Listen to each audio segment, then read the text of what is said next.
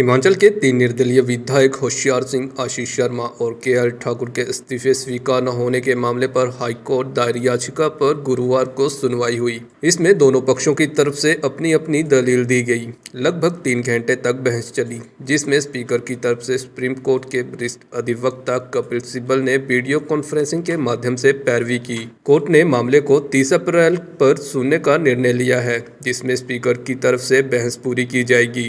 Advocate general Anoop रतन ने बताया कि 5 साल के लिए चुने गए इंडिपेंडेंट विधायक राज्यसभा में किसी को भी वोट कर सकते हैं। इस्तीफा देकर ये लोग हिमाचल के खजाने पर क्यों वोट डाल रहे हैं? उन्होंने कहा कि संविधान के आर्टिकल 190 में स्पीकर के पास अधिकार है कि वे विधायकों से पूछ सकते हैं, उन्होंने ऐसा क्यों किया। इस मामले में प्रदेश सरकार पार्टी नहीं है तथा यह मामला माननीय स्पीकर विधानसभा तथा निर्दलीय विधायकों के मध्य में है, परंतु जनता की जानकारी के लिए, आपके माध्यम से हिमाचल वासियों की और देशवासियों की जानकारी के लिए, जो न्यायालय की प्रोसीडिंग्स में आज जो इंडिपेंडेंट एमएलएज हैं उनके एडवोकेट ने अपने आर्गुमेंट्स कंप्लीट किए और माननीय स्पीकर जी की तरफ से आर्गुमेंट्स अभी चल रहे हैं। तो मामले की कार्रवाई है मंगलवार, आने वाले मंगलवार को 4:15 बजे पुनः शुरू होगी, जहां माननीय स्पीकर साहब के अधिवक्ता महोदय अपनी आर्गुमेंट्स, अपनी दलीलें रखेंगे। इसमें कोई किसी प्रकार का कोई निर्देश नहीं, सिंपल एडजर्नमेंट हुई है, परंतु एक जनमानस में प्रश्न आवश्यक खड़ा है और ये प्रश्न कंटिन्यूअसली सारे पूछ रहे हैं कि जो इंडिपेंडेंट विधायक हैं वो क्यों इस्तीफा देंगे। उन पे तो कोई बंदिश नहीं, वो राज्यसभा में किसी को वोट करें, उन पर कोई ऐसी बंदिश नहीं वो सरकार का समर्थन करें या ना करें। इस प्रकार का बोझ हिमाचल प्रदेश के खजाने पर क्यों डाला जा रहा है पुनः ये इलेक्शन करके? ये बार बार प्रश्न जो है हर व्यक्ति, हर हिमाचल वासी पूछ रहा है कि इंडिपेंडेंट एमएलए क्यों ये रेजिग्नेशन दे रहे हैं।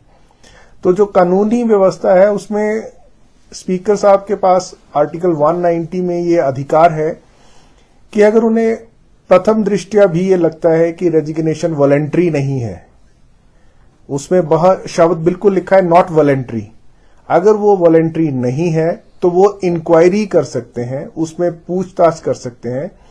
और जहां तक मेरी जानकारी है माननीय स्पीकर साहब उस मामले में इंक्वायरी बिठा चुके हैं और जल्द से जल्द इंक्वायरी कर रहे हैं।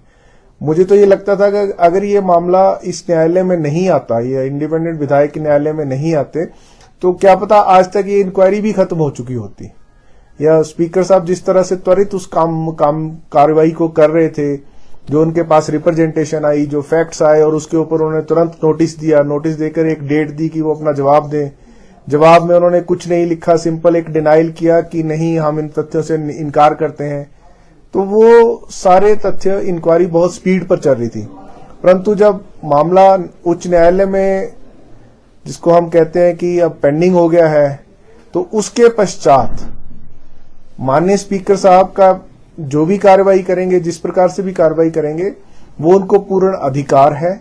और ये लगता है कि इंडिपेंडेंट एमएलए उस इंक्वायरी को डिले करने के लिए इस मामले को उच्च न्यायालय में लंबित किया है, ऐसा महसूस होता है। स्पीकर साहब की तरफ से माननीय सीनियर एडवोकेट कपिल सिब्बल जी और उनके साथी एडवोकेट्स वीडियो कॉन्फ्रेंस के माध्यम से ही आर्ग्यूमेंट्स कर रहे थे और अगली मंगलवार को भी एक्सपेक्टेड है कि वो वीडियो कॉन्फ्रेंस से ही आर्ग्यूमेंट्स करेंगे। Bureau report EN TV।